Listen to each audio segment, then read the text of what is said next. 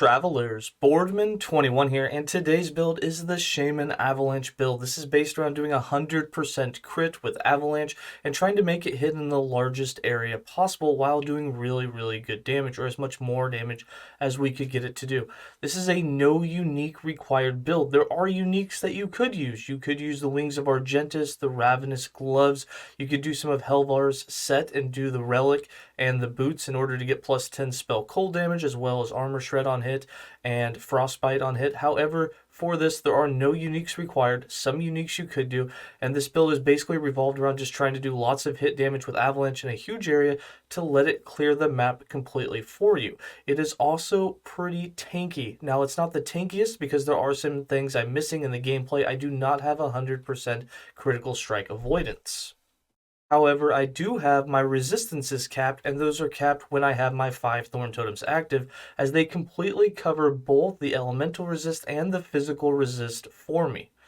This build also revolves around not going super fast. I wouldn't consider it a speed runner because we didn't put extra movement speed on anything. We don't have the silver rings on. Instead, we went with more crit chance just to make sure we hit that 100% crit.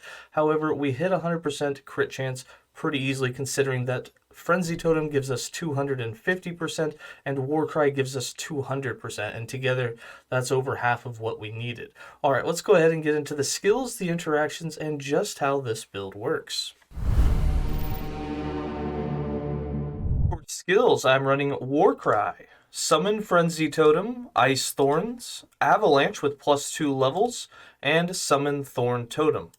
For Warcry, we have this set up so that it only has a 5-second cooldown. We also have cooldown reduction on our helm, so it's actually even a little bit lower than that. On top of that, it's going to give us 200% increased critical strike chance, which is huge for us, and it's why we can achieve 100% crit, as you can have 80% uptime of this buff. So we've got 1 point in Staggering War, 1 point in Kinetic Scream, 2 points in Shredding Howl, 1 point in Shallow Breath to reduce that cooldown by 50%, 1 point in Hastily Advance so that we get haste as long as you hit an enemy with it. You can see that our cooldown is only 4.4 seconds. We keep the buff for 4 seconds, so we have almost 100% uptime of it, but not quite. With tier 7 cooldown reduction, you're right on the money for having 100% uptime if you put that on autocast. So aim for a helm that's got tier 7 cooldown recovery. I don't have it in this build, but if you really want to min-max, you really want to push it really far, don't really recommend that, considering that the whole Primalist as a whole is probably going to change a bunch in the next patch. But if you have the time, definitely give it a shot. 1 point in Juggernaut for that invulnerability after Warcry, 2 points in Deep War, 4 points in Battle Cry, so we get 100% increased critical strike chance. 1 point in German's Wrath. This converts it over to cold. 5 points in Frostclaw gives us 250% increased cold damage, which is huge for the build. This buff not only gives us that 250% increased cold for Avalanche, but for Ice Thorns as well, and Avalanche is converted all to cold, so it's a huge damage boost. 1 point in Bringer of Winter gives us another 100% increased crit chance, as well as a 100% chance to hit or chill on hit with our skills, which is going to allow our Avalanche to not only do a lot of chill on hit, but then has an increased freeze rate based on that chill. So we freeze a lot of enemies, which helps in our defense. Now, in regular empowered content, we do freeze quite a bit. However, as the corruption goes up, as the health of mobs goes up, that chance to freeze is going to go down. For Summon Frenzy Totem, we have this set up to increase our crit chance as well. That's really all we're using it for. It gives us some health regen, it gives us some haste, but for the most part, we just want that 250% increased crit chance, which you can have 100% uptime on. It really allows you to get to that 100% crit really easily with Avalanche. So we got 4 points in Grounded, 1 point in Dig In. 5 points in Dig Deep gives us that 250% critical strike chance increase. 4 points in Teutonic Reach gives us a 120% increased tether range, so you can be further away from the totem and still have that buff.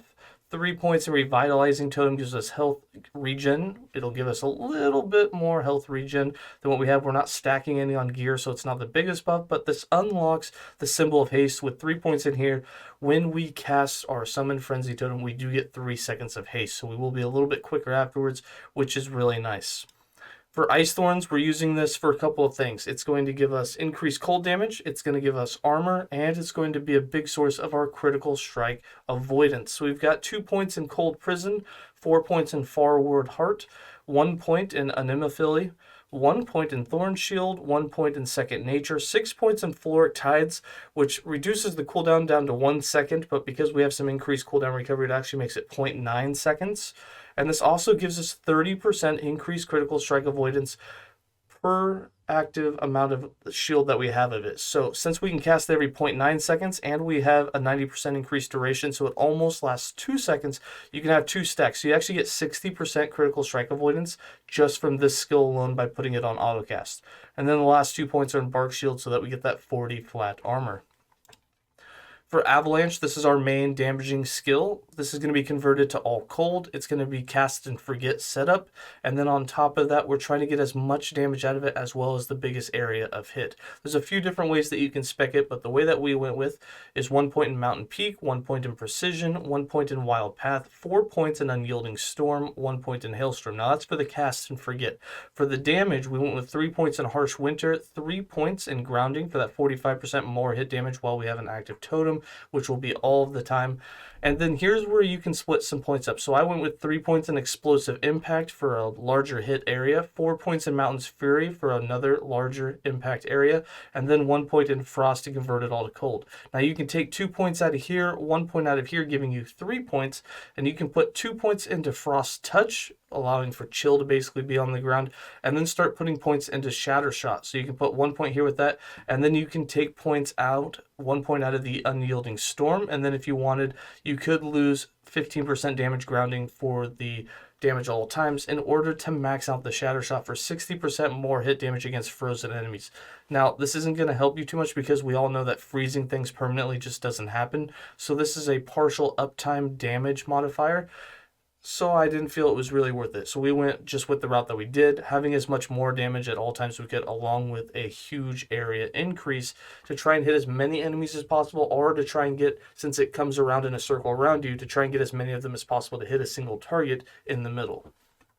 And then for Summon Thorn Totem, we just have this set up so that when it does proc, thanks to your idol for having them proc on hit, that we will get 5 of them. Now they do some armor shred for us, but other than that, they are strictly there to have 5 of them so that we can get our resistance and increased spell damage through our passives in the Shaman tree. So we have 4 points in Forested Expanse, 4 points in Eternal Forest, 1 point in Groove Mind, so that they will all be summoned at once, 1 point in Ancient Power, 2 points in Impale, 5 points in Shred Armor, so they have a 100% chance to shred armor on hit, and 3 points in Wing Thorns, so that their thorns can go 60% further.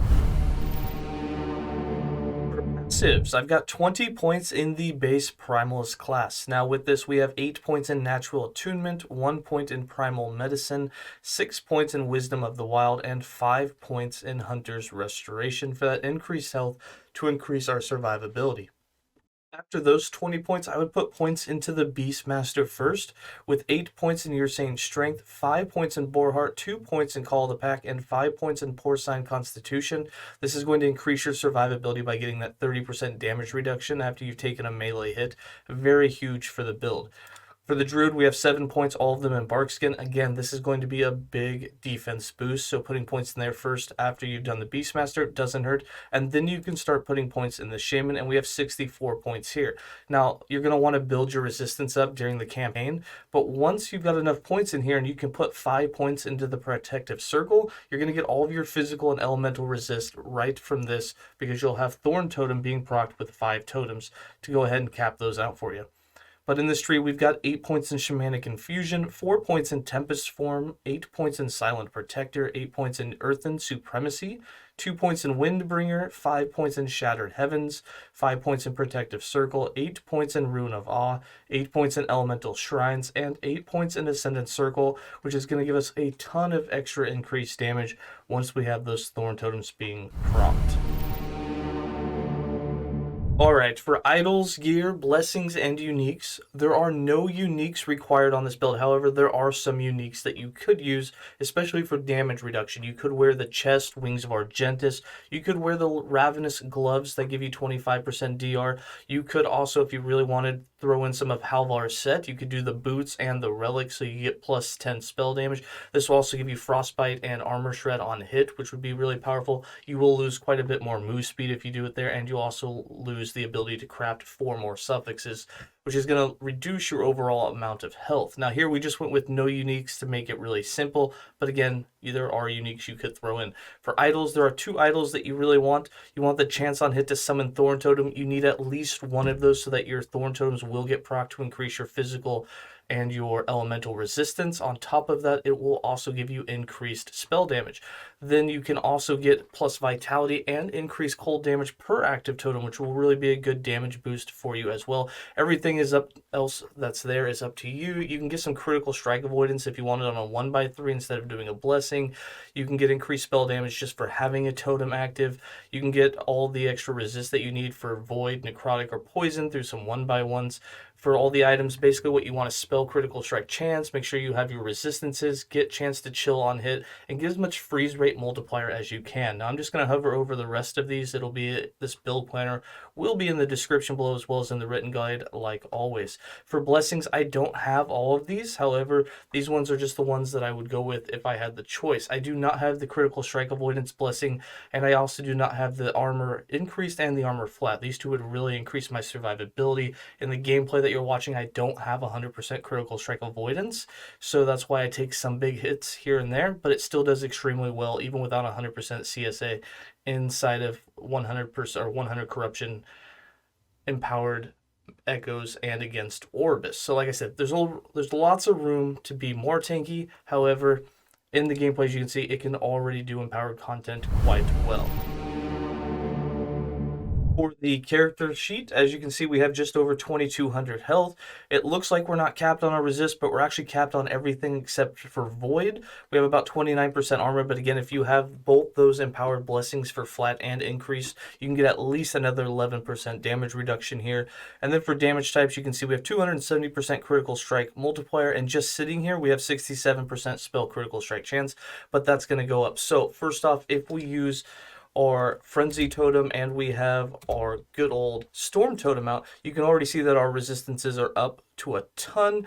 Our physical isn't capped yet, but that's just because we haven't got 5 Thorn Totems. Once we do some hits, that's going to be taken care of as well. And then if I put Ice Thorns on autocast, you can see that my critical strike avoidance is actually going to jump up. Sometimes we're above 100%, sometimes we're not, but we have 87%, and all of that's coming from the Ice Thorns themselves, or most of it is. We have 1 affix on our gear with it as well.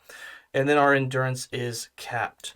Alright, so how to play this build? I like to put Avalanche on autocast, summon Frenzy Totem on autocast, and Ice Thorns on autocast. And then I will do the summon Storm Totem whenever I like to, as well as Warcry when I like to. Now between these two, you are going to get your 100% spell critical strike chance. You can see it really bumps up.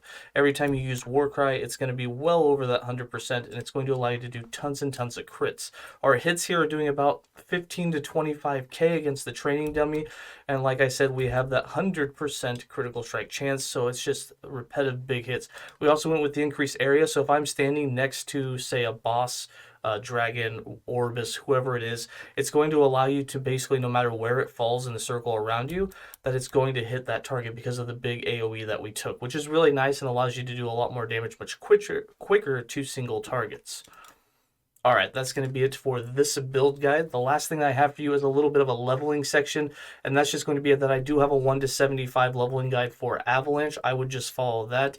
Avalanche doesn't unlock until you get into the Shaman tree, so before that, just use some minions and probably just swipe, get some life on hit for survivability until you can unlock the Avalanche, and then from there, just getting a few points into it, and it's going to take right off for you. All right, that's going to be it. Hope you guys enjoyed the build guide. As always, stay safe and enjoy some gameplay.